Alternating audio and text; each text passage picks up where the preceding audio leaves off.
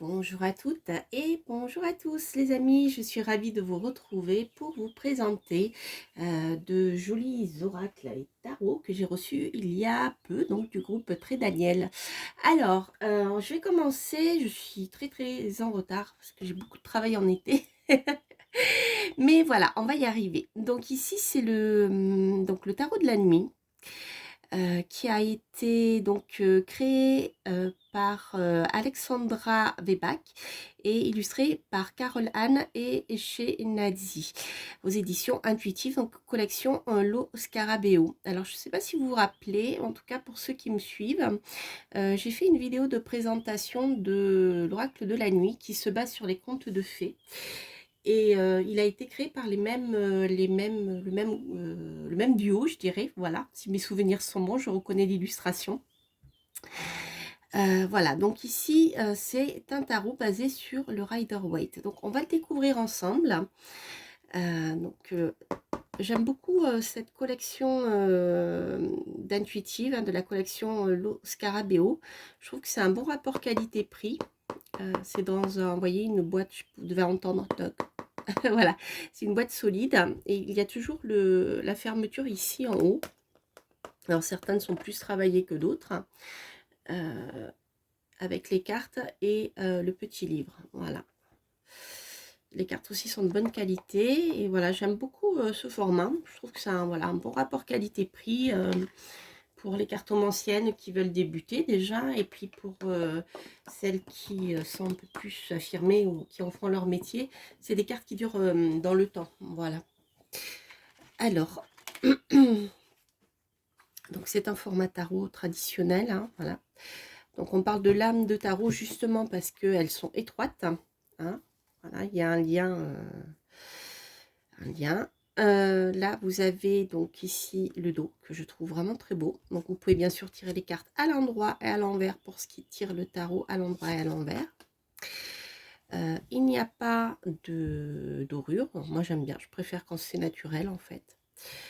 Et puis voilà, donc les cartes sont de très bonne qualité, elles sont souples, mais elles sont souples, mais suffisamment épaisses, voilà, pour pas être trop fines non plus. Et elles reviennent bien, enfin voilà, c'est une très bonne qualité. Alors, on va le découvrir ensemble parce que j'ai pas eu le temps encore de... Je l'ai vaguement regardé rapidement, mais j'ai pas encore eu le temps de, voilà, de plonger dedans. Donc, je vous invite à le découvrir avec moi. Donc, ce qu'on va faire, je vais vous montrer déjà la première carte et ensuite on va regarder le livret.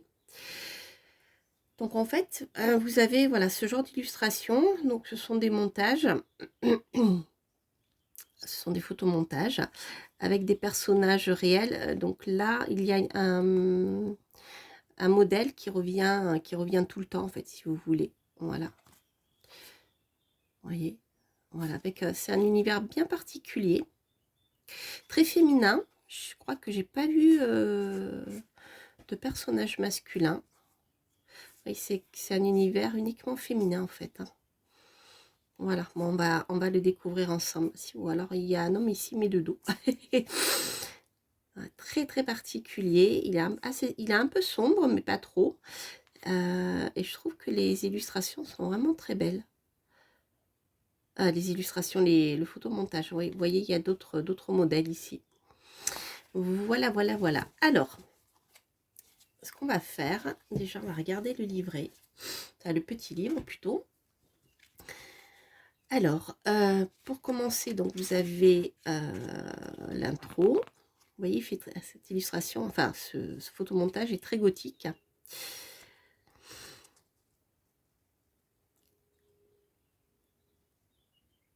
Voilà, alors je vous lis le début. Tout a commencé dans l'imagination d'une illustratrice française pleine de talent, Alexandra Weback. En tant qu'artiste, elle a voulu créer un univers dans lequel l'obscurité serait remplie d'une beauté profonde. Il y a un côté un peu gothique qui est très sympa, je trouve. D'une poésie riche et posséderait sa propre lumière, ses étoiles noires. Elle ne voulait pas d'une nuit trop sanglante ou trop sombre ou trop gothique. Au contraire, elle souhaitait la faire apparaître dans toute sa pureté et sa splendeur. Trouver la beauté dans les ténèbres, voilà tout ce qu'Alexandra désirait. Donc, je vous laisse découvrir le reste. Donc, bien sûr, c'est Lo Scarabeo qui l'a édité. Donc, Lo Scarabeo, je le rappelle, pour ceux qui ne le sauraient pas, est un éditeur italien basé à Turin. Donc, il est spécialisé dans la création de tarots, hein. Vous verrez, je vous en ai présenté énormément. Voilà. Donc, ça, c'est une présentation de l'univers du tarot et des conseils pour faire des tirages, en fait. Alors apparemment, elle nous dit que chaque carte représente un personnage précis qui porte un message. Donc, vous n'avez pas besoin d'être un expert en tarot pour comprendre les messages des cartes.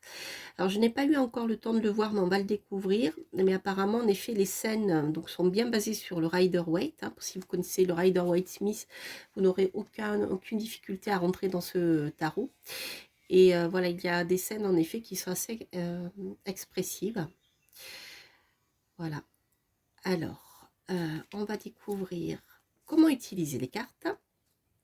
Voilà, des petits conseils.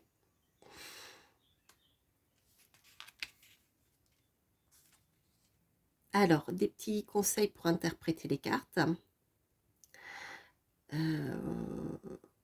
Voilà, c'est sympa. Donc là, elle l'aborde selon une guidance, en fait. Hein. Donc, pas sur le plan divinatoire. Donc, par exemple, parmi les conseils qu'elle donne, posez la question, quel message ou quelle leçon dois-je apprendre aujourd'hui? Le guide du jour, posez la question, quel personnage du tarot de la nuit pourrait m'inspirer, me servir de guide aujourd'hui? On fait pareil avec le tarot de Marseille, avec les arcanes majeures, c'est même, vous pouvez le faire avec les mineurs. Alors après, il y a une question du jour. Si vous avez une question particulière concernant une affaire personnelle, posez-la aux cartes. Donc là, on rentre dans la partie plus divinatoire. La méditation du jour aussi, si vous souhaitez méditer sur une carte. Voilà, après, bon, elle vous invite à vous laisser guider par ce que vous visualisez. Après, vous savez que la voyance est une autre... et la médiumnité, après, est une autre étape hein, que la lecture des cartes purement. Alors, ici, vous avez un tirage de la nuit, un tirage à 7 cartes. Ensuite, bah, c'est le seul, en fait. Alors, je vais vous lire le type de tirage qu'elle propose. La carte numéro 1, c'est la carte des rêves. Elle représente vos souhaits les plus profonds de votre quête intérieure, les objectifs que vous voulez atteindre à ce stade de votre vie. La carte des ténèbres, elle représente la face obscure du problème, les ennemis, etc. La carte des étoiles représente votre chance, vos alliés, ceux qui vous soutiennent. La carte du clair de lune représente le bon côté des choses, la lumière dans les ténèbres. La carte 5, la carte du soleil couchant, représente le début de la nuit ou le début de votre voyage. La carte 6 de minuit représente le cœur du problème. La carte 7, le lever du soleil, représente le dénouement du problème une fois chaque chose résolue, comment tout se terminera. Là, on est plus dans quelque chose de prédictif. Voilà, voilà. Ensuite, donc vous avez ici pour chaque carte la description et les mots-clés. Voilà, donc je trouve que c'est bien fait. Donc vous voyez par exemple pour le battleur, vous avez jeunesse, naissance et renaissance, pureté, nature, commencement, printemps, création, nouveau voyage. Non, pardon, c'est le fou. Donc le marin dans le tarot de Marseille. Donc le magicien pour le battleur. Pouvoir potentiel, compétences, talent, action, créativité, rêve manifeste. Etc., etc. Et à chaque fois, pour chaque carte, vous avez une petite phrase. Le magicien est entre mes mains, l'intuition et ma sagesse pour la grande prêtresse. Le fou, tout commence par ici, tout commence ici. Voilà, le rêve d'un jardin éternel. Enfin, voilà, il y a une... Alors, après, pour chaque carte, vous avez ici la description du symbolisme de la carte. Hein. Voilà, donc pour ceux qui... on est plus, je dirais, dans des conseils de... enfin un symbolisme lié à des guidances, hein. Les mots-clés, ça sera plus pour la prédiction. Le hiérophante. Alors ensuite, c'est exactement la même chose pour les arcanes mineurs. Par exemple, le 9 de bâton en piste pour le dernier round. Voilà, après c'est la description qui correspond au rider. Et je pense qu'à la fin, vous avez une présentation... Non, il n'y a pas la présentation des auteurs. Voilà ce que vous pouvez trouver dans le petit livre qui, je trouve, est bien fait, même pour ceux qui commencent finalement le Rider-Waite ou le tarot en entier. Alors, maintenant, on va découvrir les cartes. Hop, et après, comme d'habitude, je vous proposerai un tirage à deux choix pour voir quel va être... et bien comment ce tarot peut résonner, etc. Et puis, il y a toujours l'occasion de faire un petit tirage, hein, n'est-ce pas? Voilà, alors, donc je vous les montrerai peut-être pas tous. Déjà, je vais vous en montrer, les arcanes majeurs. Voilà, vous avez le mât ici, le fou. Donc l'appellation est celle du rider. Hein. Le magicien. La grande prêtresse, j'aime beaucoup.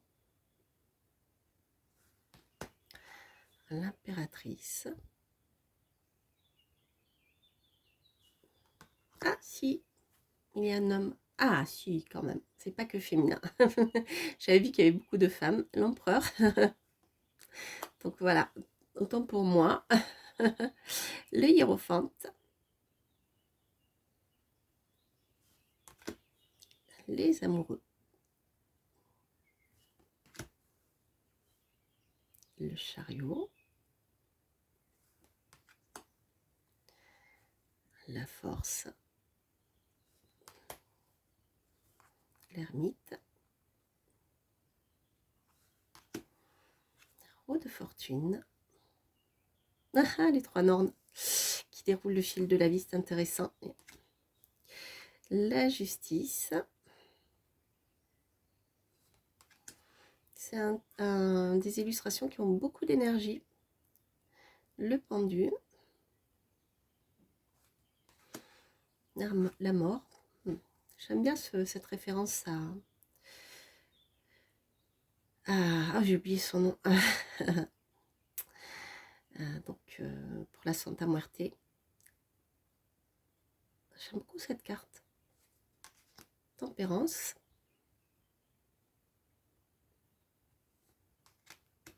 Le diable.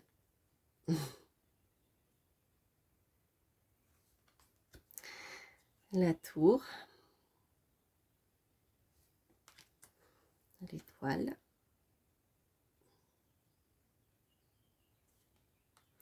C'est intéressant qu'elle soit brune parce que dans certaines écoles, je dirais, du tarot, l'étoile représente une femme brune jeune. Et voilà, donc je trouve ça sympa. La lune. Soleil. Donc par contre au niveau des illustrations, vous voyez, on est dans même quelque chose de particulier. Donc je pense que pour démarrer, comment dire, peut-être c'est bien d'avoir quelques notions dans le Rider-Waite traditionnel. Après, tout ceci bien sûr est très personnel. Moi qui ai l'habitude de travailler voilà, avec le Marseille et même le Rider aussi, j'ai un peu de mal à, voilà, ça coupe, je dirais, des choses que j'ai acquises et qui se déclenchent lorsque je vois l'illustration des cartes. Et là, comme l'illustration est très différente pour certaines des cartes, pas pour toutes, et bien voilà. Mais ça, c'est vraiment très très personnel, ça n'enlève en rien la qualité de ce jeu et la beauté de ce jeu. Mais peut-être que pour certains, voilà, c'est pour ceux qui bloquent sur les illustrations traditionnelles du Marseille ou du Rider, peut-être que ça vous aidera justement à rentrer dans le tarot. C'est vraiment pas vraiment, c'est quelque chose qui est très très personnel, ce genre de choses. Le monde, l'ange de la nuit,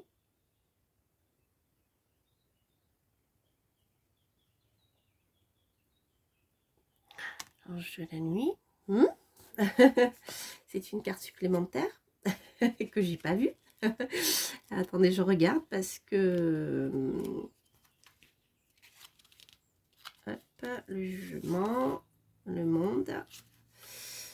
Alors, l'ange de la nuit. Peut-être à la fin alors. Ah oui, c'est ça, c'est une carte bonus en fait, l'ange de la nuit. C'est bien ce qui me semblait, je disais, mais voilà. Alors, l'ange de la nuit, en fait, c'est un tarot plus une carte bonus. Ok, voilà, donc ça, c'est la carte bonus du jeu. Vous voyez, ça, c'est intéressant de voir toutes les cartes parce qu'on découvre des choses. Alors, l'ange de la nuit, j'aime beaucoup l'ange de la nuit. Je crois que c'est ma carte préférée. Après, on rentre dans les séries, l'as de coupe, 2 de coupe, le 3 de coupe. Ah, j'aime bien les petites références littéraires. Là, on a Alice au pays des merveilles. Le 4 de coupe, le 5, le 6. Elles sont belles, elles sont vraiment, j'aime beaucoup celles-ci. Le 7, 8, 9.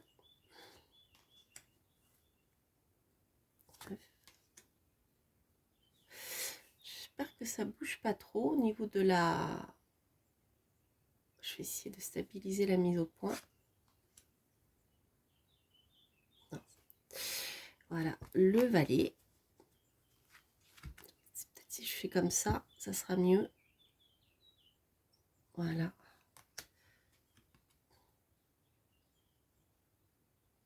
Ça bouge moins. Le cavalier.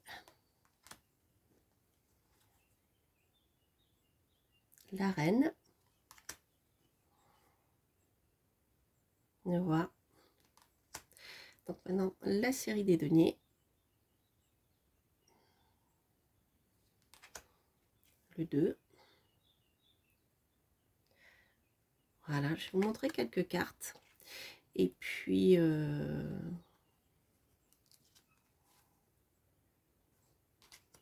4.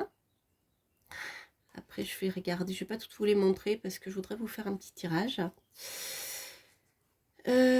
Donc, hop, ici, on est les deniers, les deniers, les deniers. Maintenant, je vais vous montrer l'énergie que vous pouvez trouver dans les autres séries. Donc, ici, par exemple, l'as de bâton, le 2, le 3, voilà. Ensuite, on va voir les épées.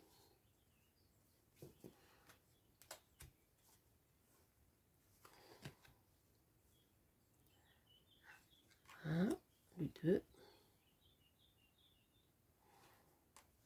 le 3,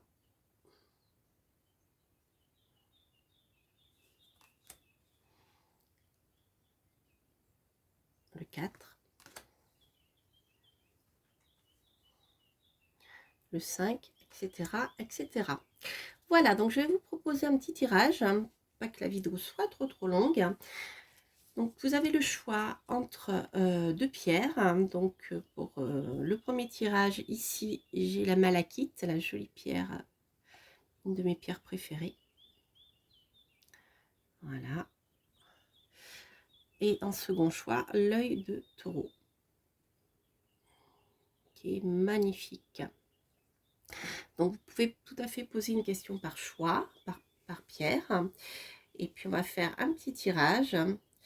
Je vous lirai peut-être le texte de Carole, non, d'Alexandra. puisque c'est elle qui a, je crois, qui a créé, voilà, qui a écrit le texte. Donc je vous le lirai de manière à ce que vous puissiez voir ce que vous pouvez trouver aussi dans le livret, hein. Voilà, donc on va se concentrer sur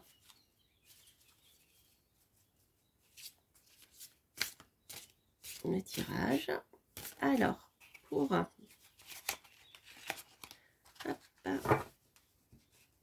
la malachite. Et il est très agréable, il glisse très très bien ce jeu, vraiment c'est une très très bonne qualité je trouve, hein. C'est vraiment une réussite ces collections. Alors, je vais le mettre là si jamais on a besoin de recouvrir. Donc pour vous qui avez choisi la malachite, nous avons le 3 de bâton les amis. Alors le 3 de bâton ici nous parle d'avancer. Le 3 c'est le symbole de la réussite, de l'élévation, après avoir hésité hein, avec le 2. Donc ici cela nous parle d'action et puis d'avancer des événements. Alors, je vais voir ce que l'auteur a écrit sur le 3 de bâton. Ça vous permettra de voir ce que vous pouvez trouver dans le livret. Alors, le petit texte, aussi intrépide que moi. Le crâne et le bâton que je tiens vous font-ils peur? Ils ne devraient pas. Vous êtes assez fort pour les affronter. Ils n'atteignent pas ceux qui ne sont pas bien préparés, pas assez motivés pour persister. Ce qui, à mon sens, n'est pas votre cas. Je vous encourage catégoriquement à continuer à grandir, à apprendre à conquérir de nouveaux mondes. Vous allez bien survivre des changements et des grands défis, cela fait partie du jeu. La nuit n'est pas pour les lâches, mais pour les esprits courageux et ambitieux. Ne craignez rien. Votre force, votre confiance et votre prévoyance vous permettront de surmonter les difficultés. Alors soyez audacieux et osez être vous-même pleinement. Les mots-clés: opportunité, esprit de conquête, concentration, prévoyance et témérité. Allez-y les amis, foncez. Écoutez ici ce que dit votre cœur, puisqu'ici nous sommes dans la couleur du chakra du cœur, mais surtout, c'est aussi, la malachite est aussi une pierre de protection extrêmement, extrêmement puissante. Donc vous pouvez y aller, hein, d'après ce que vous dit cette carte. N'hésitez pas à foncer et à avoir confiance en vous, parce que de toute manière, vous êtes protégé ici, hein.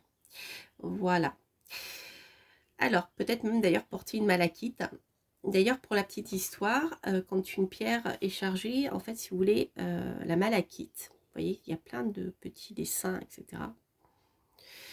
Lorsque la malachite comment dire, a absorbé des mauvaises énergies et a protégé des mauvaises énergies, vous voyez, petit à petit, il y a des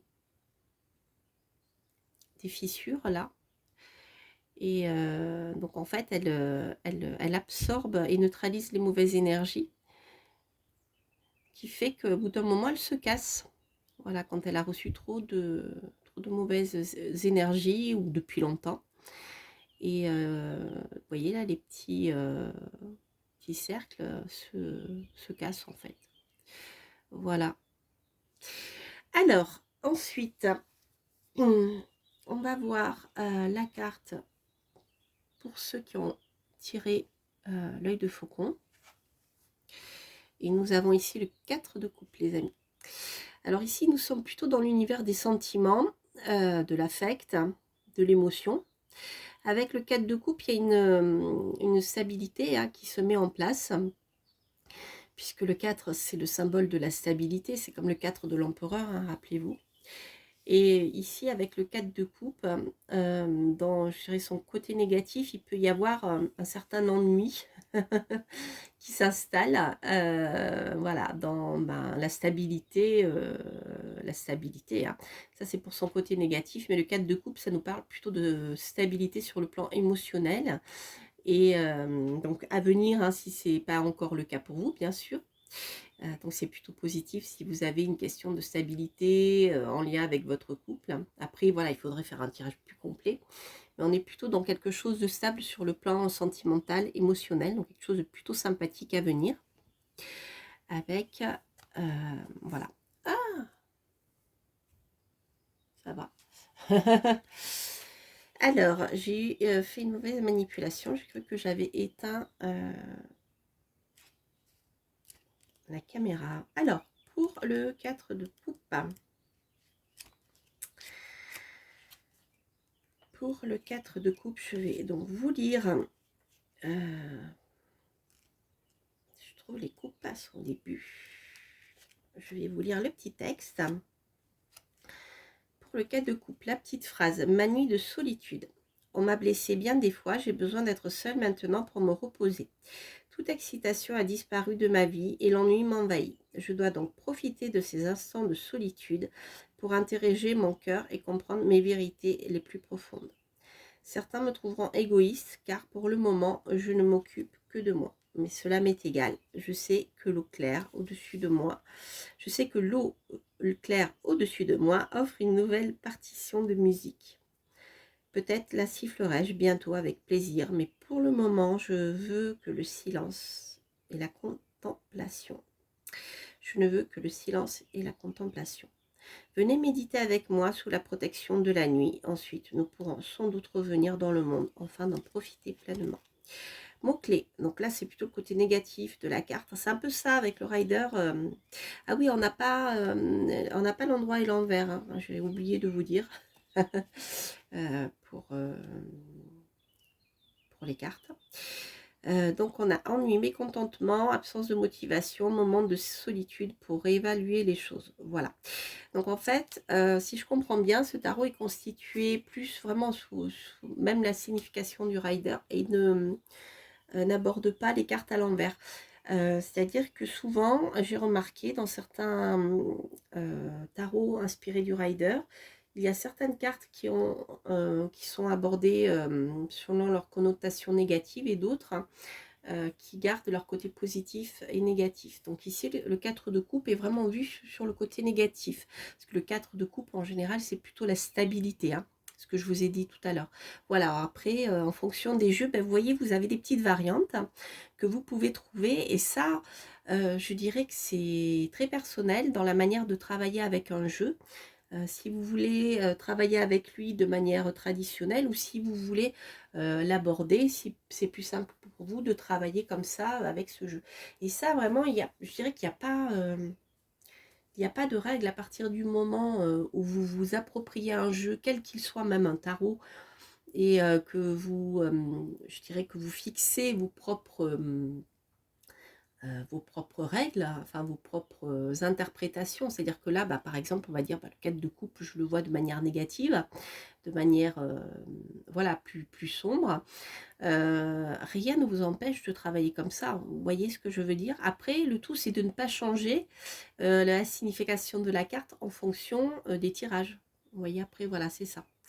Voilà, voilà les amis, et voilà, donc sinon, ce que j'ai oublié de vous dire, c'est que l'œil de taureau, c'est aussi une très très puissante pierre de protection comme l'œil du tigre, l'œil de tigre, sauf que l'œil de taureau a énormément de fer, c'est pour ça qu'il est rouge, donc aussi c'est une pierre qui peut vous donner beaucoup d'énergie, une bonne pierre d'ancrage. Donc peut-être que si vous êtes un peu fatigué, voilà, que vous vous isolez, vous avez besoin de solitude, peut-être qu'une pierre comme celle-ci pourrait vous aider à avancer en fait, à vous ancrer. Voilà.